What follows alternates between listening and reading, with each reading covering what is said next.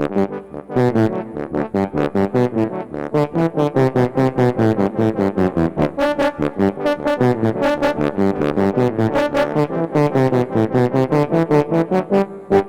the past several episodes, one of our cast members has been horribly neglected, Jack McGee.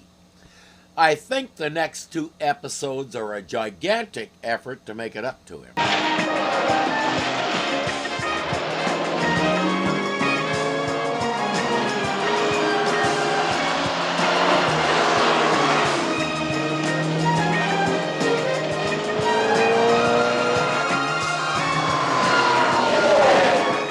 I'm watching the way that person is driving and wondering if David is really that desperate for a ride.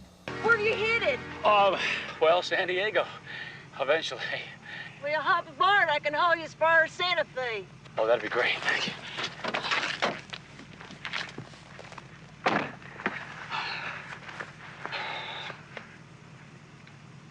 Something wrong? I don't make a habit of this. You ain't a pervert or a serial killer, is you? I don't know of many people who do make a habit of picking up riders while they're crying. In fact, you're the first. Picking up riders. Duh. You look all right. Clean cut. Even handsome. Oh, thank you. You can't live with them and you can't live without them. I beg your pardon? Man. As hard as she's trying not to cry and as jumbled as her thought processes are, you knew it had to be a guy. She's chasing her husband who ran off with another woman. I always have to ask why. When my wife and I split up in 2011, it was because we were unhappy. Neither of us ever even considered the idea of cheating. That's part of the reason why we were able to reconcile. But if one of you has broken the bond and made it clear they don't want this anymore, why try to force the issue? If her husband wants to go off with some 22-year-old... She's a day under 30, then I'm Marie Osmond. Okay, alleged 22-year-old. What was I talking about? Oh yeah, if you want to catch up with them, it's a good idea to drive a little more carefully so you get there. Now look, lady, you have to stop, or slow down, or let me out. What are you talking about, hon? You was hitchhiking, wasn't you? Yes. You wanted a ride, didn't you? Yeah, I did. Yes, but he wanted an automobile ride. If he had wanted a roller coaster ride, he would have headed for Six Flags. But will you listen to me? Look out!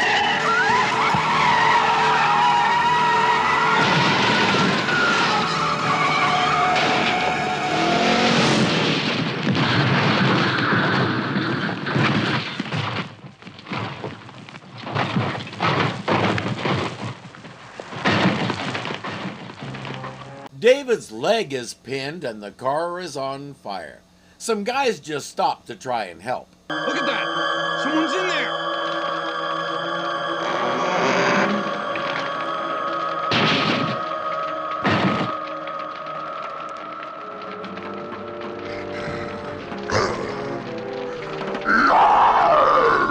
You guys circle around and check on the lady. He's busy getting revenge on the car.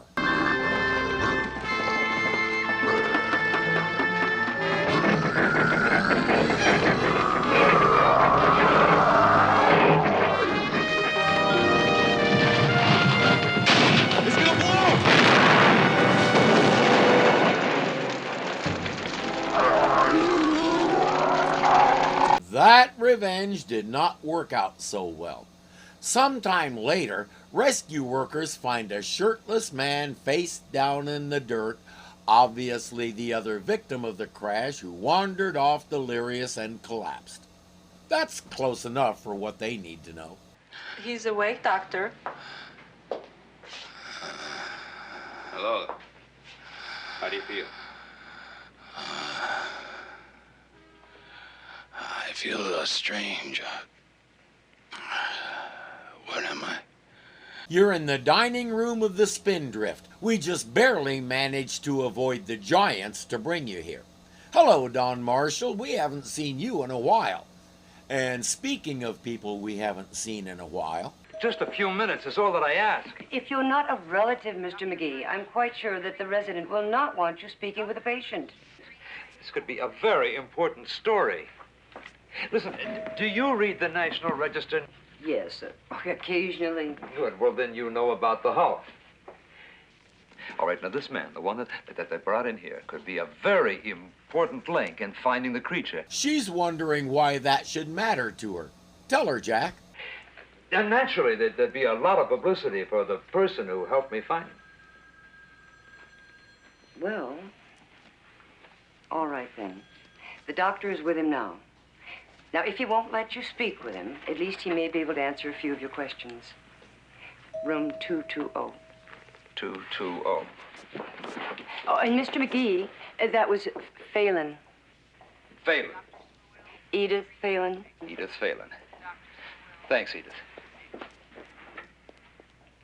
And you have my number for when you want to ask me out. Call me anytime, big boy. Let's try it again.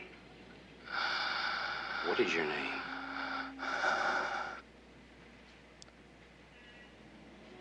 I don't know. Traumatic amnesia. But I suspect when Jack gets there, they'll establish his identity real quick.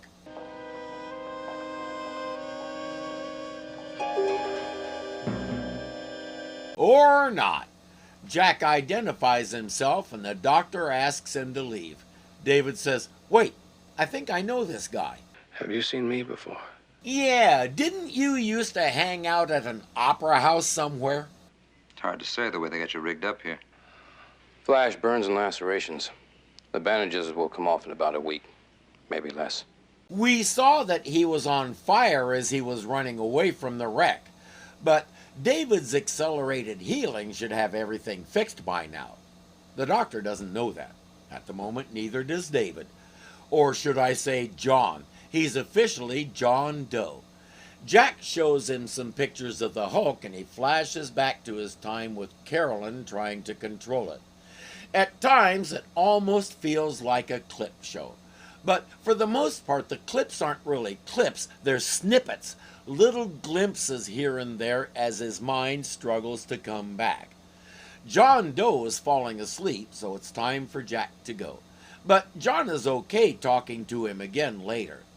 Jack wants to know if there's anything anybody can do about the amnesia. There is a doctor in Los Angeles, a specialist in the field, Sidney Brandeis. Now, he's had some successes with traumatic amnesia. Wow. We'll take him to Sidney Brandeis. Who's we, Mr. McGee? My paper. I'll just call my editor. Jack's gotten in trouble for this kind of expenditure before, especially when it produces nothing, but he's a good talker.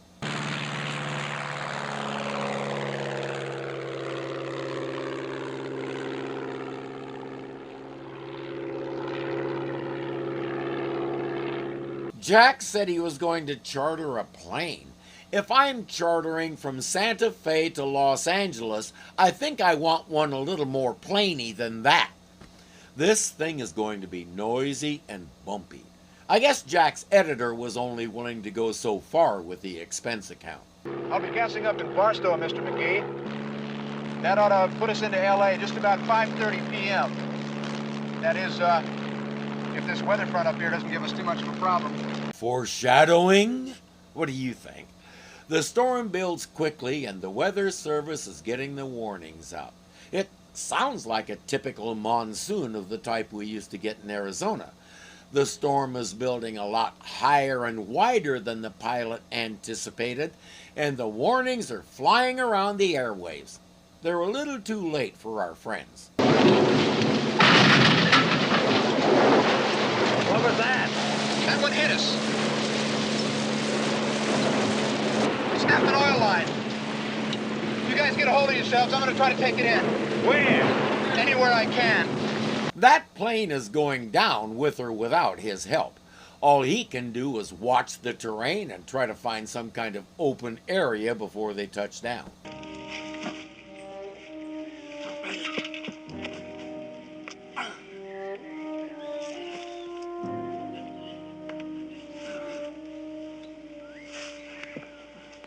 I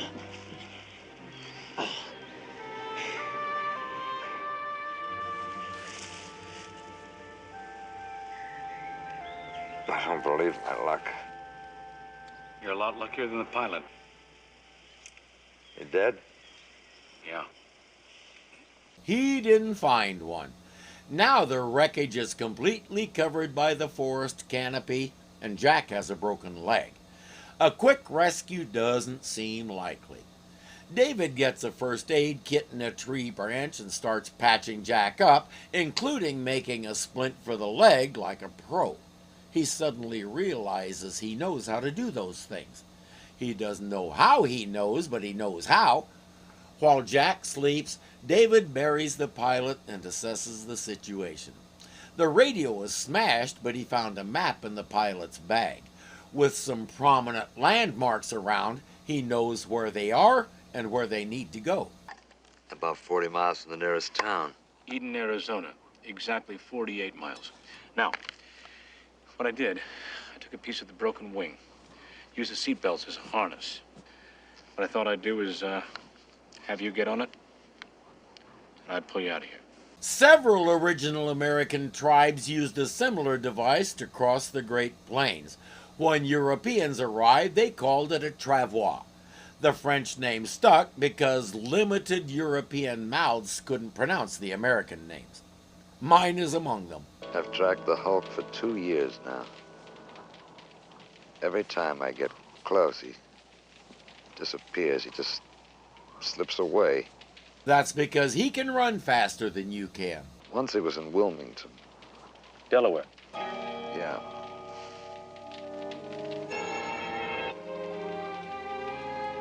That strike a nerve? I've been in Wilmington, Delaware. Don't ask me how I know. I just do. While Jack reminisces, John keeps having flashes to the events Jack is describing, brief and confusing, as if he was there and saw all those things too. Tell me more about this Hulk. Do you know what it is? If I knew the answer to that, I'd be halfway to home plate. I've showed photographs of the Hulk to the leading anthropologists in the country. Their conclusions range from obvious hoax to freak mutation. In other words, a big fat zero. He says, one man could have told me, but he's dead. Dr. David Banner.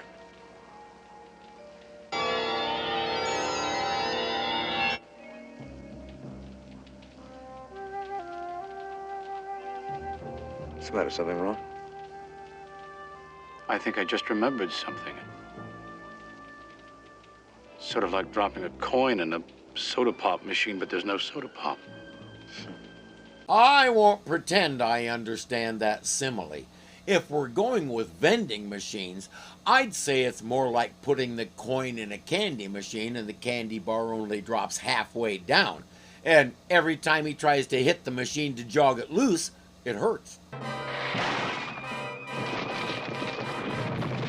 Yeah, like that. Jack tells a garbled version of the first time anyone saw the Hulk, then recounts how he snuck into David and Elena's lab, discovered the destroyed hyperbaric chamber, hid in the closet, and all the rest. Banner found me in that closet and escorted me out of the place just before it all blew up.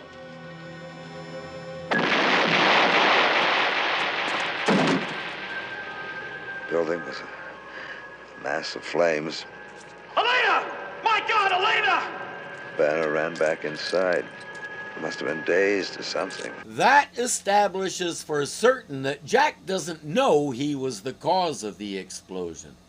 Really, there's no way anybody could know unless Jack actually saw the chemical he spilled. We know from way back when that he didn't. I came to.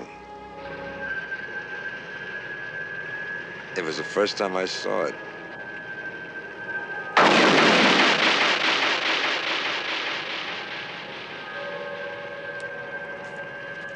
And suddenly he knew he had found his life's work, at least as long as the expense account holds out. Speaking of which, his editor may want to ask for a refund on the plane trip. They found Elena Marks in the woods. She was dead. From what, Jack? He's been saying all this time that the Hulk killed her, but we never heard a cause of death. I'm gonna go with internal trauma from having a building blow up in your face. The Hulk was trying to get her out of the fire. That's it. He hasn't said it in so many words, but I get the feeling he blames the Hulk for the explosion and fire. As he drifts off again, he despairs of ever knowing the whole story because Banner and Marks are both gone. One thing I do have to give Jack, he doesn't have that sense of entitlement that you see in some reporters.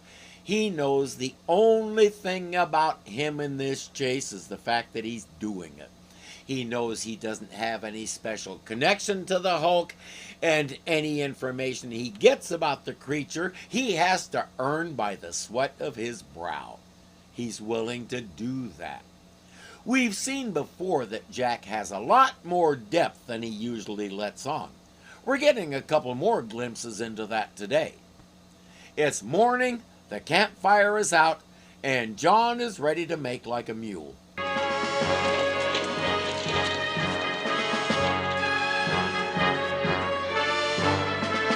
The original Americans didn't have the wheel, but even after Europeans introduced it, many travelers from both groups continued to use the travois, because in terrain like this, it's way better than wheels.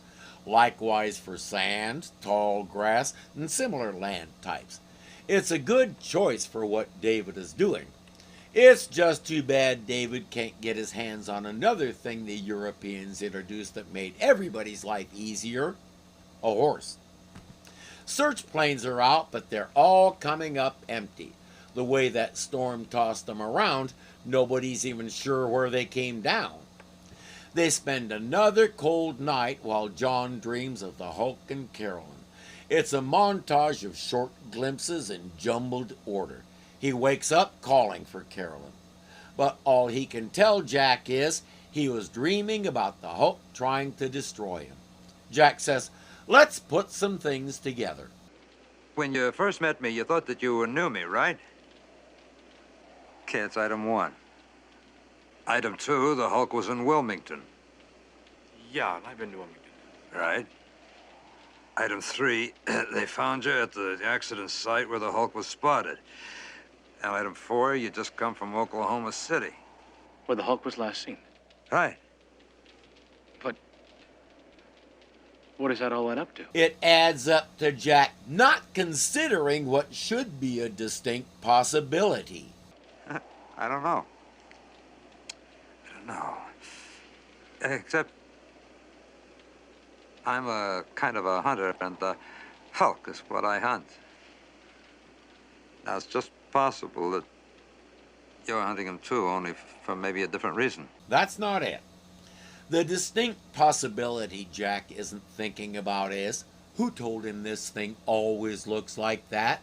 Maybe he's so good at disappearing because he stops being the Hulk. Jack thinks the Hulk is a Bigfoot-type creature, some unknown species who lives in the space one step ahead of Jack wherever he goes. The search planes are still up, but now they're focused on something else.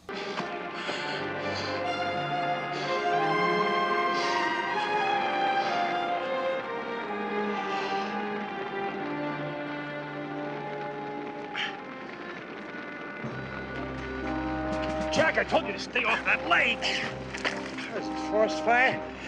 That's usually what we call it, yes. The lightning storm started a good one, and it's coming their way. Yeah. We can't stop now. We're gonna have to head back the other way. We can rest later. That's north. That's away from Eden. That's away from everything that we're after. Your memory, my story, the Hulk. Well, look at the front on that fire. Now look at the sides, right? It's curling around like giant pictures. We get caught in the middle of that. My memory, your story, and the Hulk won't make any difference, Jack. It just simply doesn't matter. Now, come on. Only to a dedicated reporter would you have to explain that. Jack may or may not fully understand, but David can elaborate along the way. Right now, his speech is limited to see that fire, go anywhere that isn't there. If you're going to do a clip show, this is a good way to do it. It's not obvious like so many, and the use of tiny, less than half-second flashes gives it a purpose. The fact that David is saddled with what could be considered his worst enemy and neither of them knows it has us sitting kind of like this throughout the whole episode. It's not all that comfortable, but it should ensure that we don't miss something important. Now, if we can just hold this posture for a week, we'll be ready for part 2.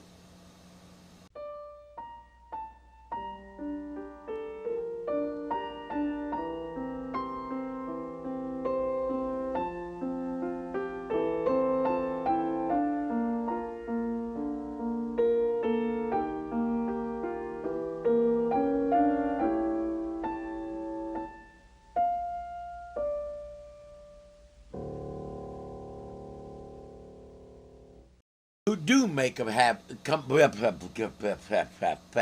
only to a dedicated reporter